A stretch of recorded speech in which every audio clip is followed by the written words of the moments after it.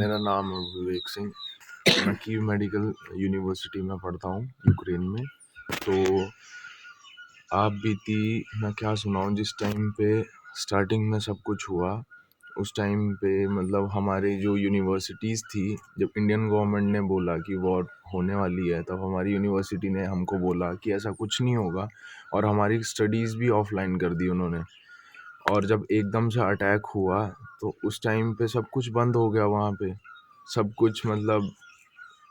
और फिर जिस टाइम पे जब वो वॉर स्टार्ट हुई, तब आधी रात को हमारे वहाँ हॉस्टल के नज़दीक में ब्लास्ट हुए, कंटिन्यू 8 ब्लास्ट हुए, और उस दिन से सब कुछ बंद हो गया उधर, और हमको बंकर्स में शिफ्ट कर दिया गया।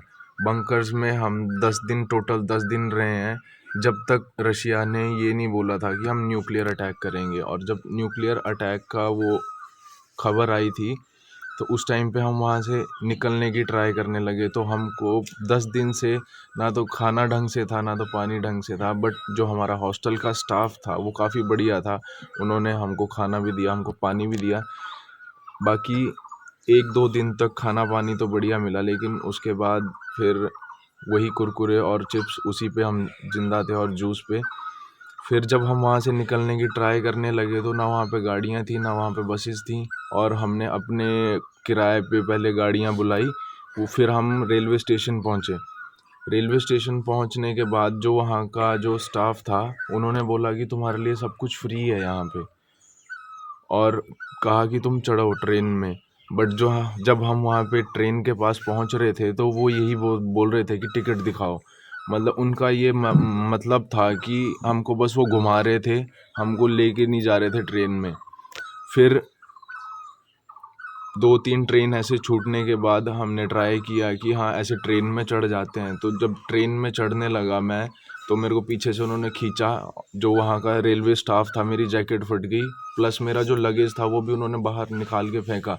मतलब उनका बोलने का ये मतलब था कि हमने भारत सरकार से जब मदद मांगी तो तुमने हमारी मदद नहीं की, तो हम तुम्हारे सिटीजन्स को क्यों बाहर जाने दें। फिर पूरी रात वहाँ पे ठंड में, इन लास्ट एक ट्रेन थी, उसमें हमको कुछ चारा नज़र नहीं आया, ना तो अपने पास टिकट थी, ना कुछ था, ना टिकट इशू कर रहे थे वो। तो लास्ट में हमने ऐसे ही थोड़ा बहुत रिश्वत के ज़रिए उनसे बात की, और एक बंदे को ऐसे रिश्वत दी, $600 उसने हमसे लिए। और उसके बाद हम 10 बंदे थे टोटल, उनको चढ़ने दिया ट्रेन में। फिर आधी रात को जब हम ट्रेन में जा रहे थे, तो आधी रात को ट्रेन में भी फायरिंग हुई। तो उस टाइम पे सब बच्चे डर गए, और सब यही सोचने लगे कि हाँ अब तो यही आखिरी दिन है हमारा। 5 या 6 घंटे नॉर्मली वो सफ़र पे लगते थे, वो 9 घंटे के बाद रुक रुक के यही पूछते हुए कि हाँ सेफ़ है, सेफ़ है।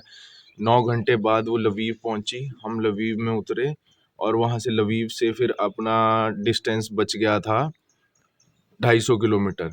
और उससे पहले हम बस ये ट्रेन से ट्रेवल करके आ चुके थे 750 किलोमीटर।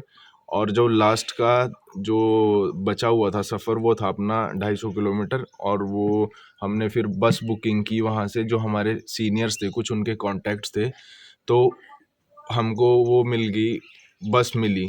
और इस टाइम पे किसी ने भी पैसा कमाना नहीं छोड़ा। उस टाइम पे फिर बस वाले ने हमसे $1000 लिया, ये 200 किलोमीटर चलने का। और जो वहाँ पे हम 200 किलोमीटर जब वो बस से ट्रैवल करके पहुँचे, तो 3 चेक पोस्ट पार कर चुके थे हम, और लास्ट चेक पोस्ट पे पुलिस वाले ने हमको वो क्रॉस नहीं करने दिया।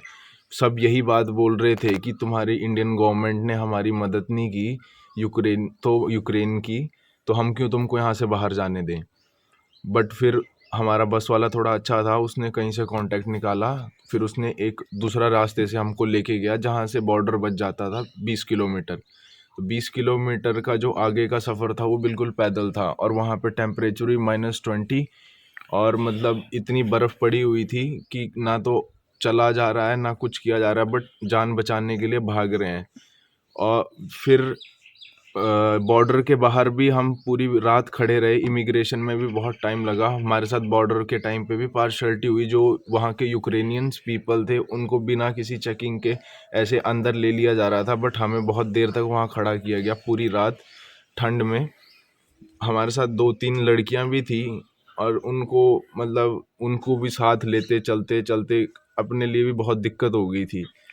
तो फिर जब वहाँ से हम रात को पूरी रात ठंड में खड़े होने के बाद जब बॉर्डर हमारी इमिग्रेशन वगैरह सब कुछ हो गई, जब हम नेक्स्ट बॉर्डर में पहुँच गए, तो उस टाइम पे हमको वहाँ पे रोक लिया गया कि अब इंडियन गवर्नमेंट, इंडियन एम्बेसी आ रही है और वो तुमको लेके जाएगी। तो इंडियन एम्बेसी, हम उसके बाद अपने क्या रह गया था, बस यही रह गया था कि एक टिकट बुक करवानी थी और इंडिया आना था वापस। तो इंडियन एम्बेसी ने हमारी कोई मदद नहीं की, ना तो किसी सरकार ने कोई मदद नहीं की। ये जो 1000 किलोमीटर का ट्रैवल था from Kyiv to Slovakian border, ये हमने खुद अपने दम पे किया है और ये पूरा खर्चा भी हमने उठाया है, सब कुछ हमने किया है। उस टाइम पे कोई सरकार नहीं आई, सरकार तब आई जब हम बिल्कुल सेफ हो चुके थे। उस टाइम पे ये बोल रहे हैं कि अब हम तुम्हारा इवैक्यूएशन करवा रहे हैं। तो इवैक्यूएशन का क्या मतलब हुआ कि इवैक्यूएशन तो वॉर जोन से होती है, ना कि सेफ जोन से होती है। फिर हम दिल्ली, फिर वहाँ से अपनी फ़्लाइट थी स्लोवाकिया से, फिर वो फ़्लाइट इंडियन एयर फोर्स में हम आए, उस फ़्लाइट से दिल्ली पहुँचे। फिर दिल्ली पहुँचने के बाद इन्होंने वहाँ पे रोका, वहाँ पे भी हमारी इमिग्रेशन हुई। फिर हम वहाँ से निकले और फिर ये हमको अपने अपने जो स्टेट गवर्नमेंट थी उन्होंने हमको फिर से पकड़ लिया और कह रहे हैं कि चलो। फिर वो हमको अपने अपने भवन में लेके गए, जैसे मैं रुका था हिमाचल भवन में। वहाँ पे मतलब यही है कि इंडिया पहुँचने के बाद तो बढ़िया हुआ सब कुछ।